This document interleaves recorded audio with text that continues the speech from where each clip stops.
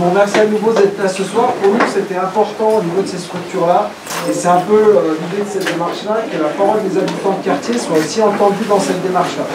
Parce que souvent, les habitants et les habitants de façon un peu plus large des quartiers ont souvent l'impression de ne pas être assez entendus. Donc nous, c'était important que cette parole d'habitants puisse être à la fois exprimée dans son ressentiment premier, pas forcément dans un cadre spécifique, mais aussi que cette expression, à un moment, elle puisse quand même rejoindre ce cadre qui a été donc décidé un peu par le gouvernement à travers le grand débat. C'est-à-dire que nous, l'intérêt pour nous ce soir, c'est de discuter des motivations d'habitants et des problématiques d'habitants. Alors il y en a certaines qui seront forcément en lien avec ce qu'a énoncé un petit peu le gouvernement, et peut-être d'autres qui ne le seront pas. Et nous, ce qui nous intéresse, justement, sur notre démarche, c'est d'avoir vos motivations d'habitants, vos ressentis à vous d'habitants, qui soient en lien ou pas avec ce qui a été un peu décidé comme cadre, dans le cadre de ce grand débat national. Je dirais même imposé. Du coup, pas tellement, puisqu'on a décidé de faire autrement. Voilà. La formule. Dans la démarche qu'on vous propose, on ne va pas vous dire citoyenneté, fiscalité, transition écologique. Voilà. Là, vous allez élaborer les mêmes thèmes que la semaine dernière, ou vous allez évoquer d'autres thèmes? Les thèmes, c'est vous qui allez les déterminer. Ah ouais. Voilà. C'est pas nous. C'est selon votre expression que seront définis les thèmes. Et c'est en ça, ce qu'on vous explique avec Naïma, c'est qu'il y a 4 grands thèmes qui ont été définis au niveau du grand débat national. Donc la citoyenneté, la démocratie, les services publics, l'organisation des services publics, la transition écologique, et le dernier que j'ai pas forcément en tête, mais pour vous dire que ça compte pas forcément. Donc nous, ce qui nous intéresse nous ce soir, c'est votre expression à vous en tant qu'habitant. Et c'est de partir de votre expression, de vos motivations à vous, et qu'on fasse après nous, structure, un travail de comment on peut rapprocher. Voilà. Forcément, dans ce que vous allez dire, il y a des choses qui vont aller sur les 4 thématiques. Ça, c'est notre travail à nous de faire en sorte de la répartition. Mais votre parole à vous, elle doit être libre. Croyez-vous en la politique? Attendez. Il faut donner une précision, madame. Oui, je le crois. Ceux qui croient encore en la politique, vous faites un pas en avant. Ceux qui ne croient pas... Ceux qui y croient font un pas en avant. Eh bien, on voudrait toutes les réponses d'abord. Ceux qui n'y croient pas, vous faites un pas en arrière. Donc, il y a plutôt des gens qui ne se prononcent pas. Ou qui n'osent pas se prononcer. Il y en a qui ont reculé.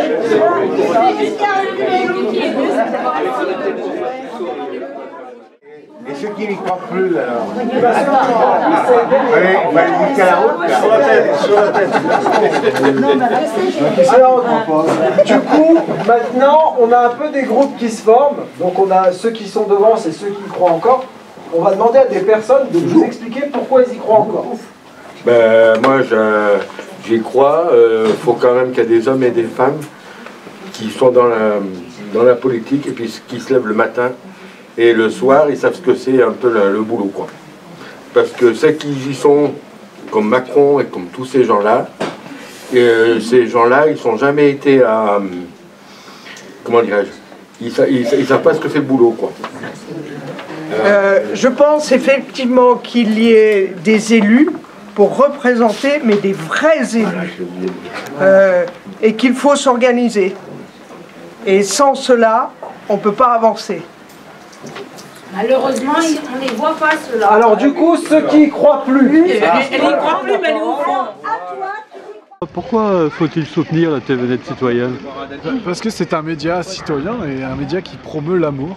C'est un média qui est dans la rue et c'est ça qui est important, c'est de pouvoir vraiment retransmettre ce qui est existant, ce qui est là, ce qui est important, c'est-à-dire... Adhérer à la TVNet. Moi, je n'y crois plus parce que, en fait, le peuple n'est pas écouté par ces gens-là, je trouve. On n'avance pas, on n'est pas écouté. Et je trouve que la situation du peuple est plutôt désastreuse. Personnellement, c'est mon point de vue personnel. On est là pour Et ça. moi, j'ai envie de dire quelque chose en tant que... j'y crois plus. Hein. Alors, tu crois plus, c'est la deuxième. Du coup, moi, je pense qu'en même temps, ils nous en mettent plein la tête hein, au début. Hein, et après, ils nous lâchent comme des vieilles chaussettes à Emmaüs. Hein. Voilà. Ok, merci. Anna qui voulait prendre la parole. Alors, oui, effectivement, je reprends la parole. Depuis le 17 novembre, mouvement des Gilets jaunes. Donc, ça dure depuis un moment. Au 1er février, on a eu une augmentation de je ne sais combien de choses. Donc, il y a eu ça, augmentation du gasoil, augmentation des cigarettes. Bon, les cigarettes, c'est un luxe, on s'en fout. Mais je parle de ce qui est alimentaire et du gasoil. Alors, si vraiment, là-haut, ils étaient à l'écoute, ces augmentations au 1er février, ils ne les auraient pas appliquées. Première chose. On me demande mon avis, je ne sais pas, sur le ramassage, l'organisation de la collecte des ordures, le tri, etc. Je vais demander à des habitants, après, mais pour ça, je vais organiser un tirage au sort. Que tout le monde ait un droit égal de s'exprimer, pour autant qu'il le souhaite. Pas obligé, hein, mais voilà. Donc je pense qu'il est important de travailler en groupe, de chercher ensemble. Que ce soit des syndicats, des associations, n'importe quel groupe. Après, on reporte nos positions aux politiques. Et après, éventuellement, on garde toujours sa parole. Donc on peut aller rencontrer soi-même le politique. Mais chercher, travailler, creuser un sujet, je trouve qu'à plusieurs, on avance. Super, merci.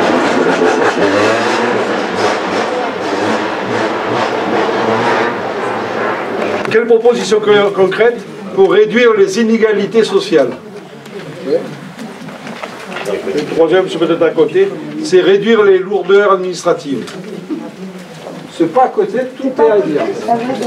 Ça va partout, on a dit que tout était à dire. Alors oui au grand débat parce qu'il permet de vivre le nôtre. Voilà, que les grands de ce monde s'en mettent plein les poches et puis que nous on nous demande toujours de payer un peu plus.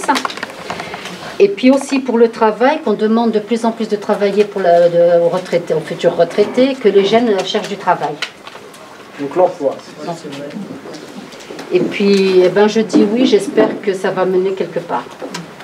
Avec mon salaire, 1700 €, 2 enfants. Alors qu'on arrête d'entretenir les politiques, anciens présidents, salaires des députés et des sénateurs. Oui. Voilà. Que les puissances de ce monde arrêtent de tuer la terre. Qu'est-ce qu'on va laisser à nos enfants? Alors moi, le débat, c'est non. Je réponds à la première question que je me suis informé. Grand débat, oui, alors. Si vous pouvez vous retourner pour que les gens vous entendent. En public. Pour assainir pour l'orientation des réformes fondamentales du président de la République, surtout pour nos enfants. Les réformes qui, jusqu'alors, ont été mises en place et qui n'ont pas été épluchées comme... pour l'instant, c'est statu quo. Hein? Alors, je le note tout ça. Voilà. On s'occupe de le... Hein? Et puis alors, pour la deuxième question, c'est de réévoquer les mêmes thèmes au nombre de cadres de la semaine dernière, parce que j'ai assisté la semaine dernière, pour élaborer et plus en détail ce concerné par groupe en ce qui concerne la fiscalité et les dépenses publiques. Pour le grand débat, oui. Oui, pour le grand débat, je suis assez d'accord. Et puis pour le reste, je crois que ça a déjà été dit, pour faire avancer le partage des richesses et réduire les inégalités. Ok. Moi je suis venue parce qu'étant citoyenne française, j'estime que j'ai le droit de m'exprimer. J'élève mes paroles et pas ma voix. Ras-le-bol qu'on nous ponctionne. Taxe, taxe et encore taxe. Trouver une solution pour lutter contre la précarité. Je dis que qui ne tente rien n'a rien à dire et exprimer c'est exister. Alors, donc, là, je voulais aussi dire que je souhaitais exprimer mon mécontentement sur la surdité assumée de l'État et dénoncer la taxation sur le droit de respirer. Proposer des solutions où le citoyen est acteur et non asservi. Ce qui est fait pour moi, sans moi, c'est contre moi. C'est de Gandhi, hein, pas de moi.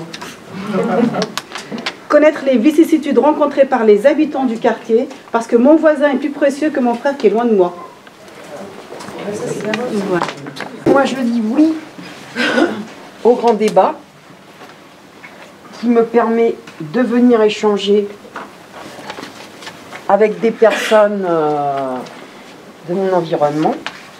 Et un des thèmes qui m'intéresse, c'est la citoyenneté et la démocratie. Bonsoir, donc moi j'ai dit oui pour le débat, sinon je pense que peut-être qu'on ne serait pas là ce soir. C'est vrai qu'il y en a qui sont contre, il y en a qui sont pour, mais il y a au moins, on a un point commun, c'est qu'on est tous là ce soir. Donc c'est pour ça que j'ai mis oui. Ensuite, moi j'ai plutôt mis ce qui me préoccupait en tant que mère de famille, habitante du quartier de Chambéry-le-Haut.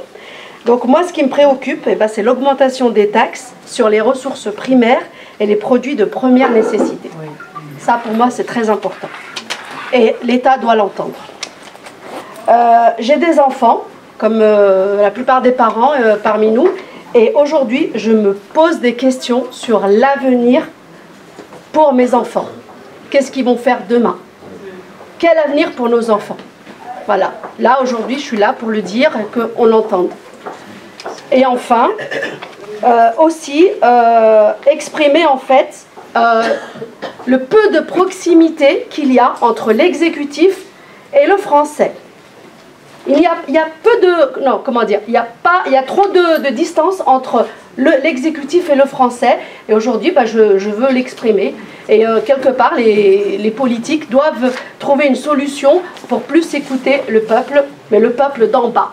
C'est-à-dire, nous. Faire la différence entre la France d'en haut et la France d'en bas. Voilà. Merci.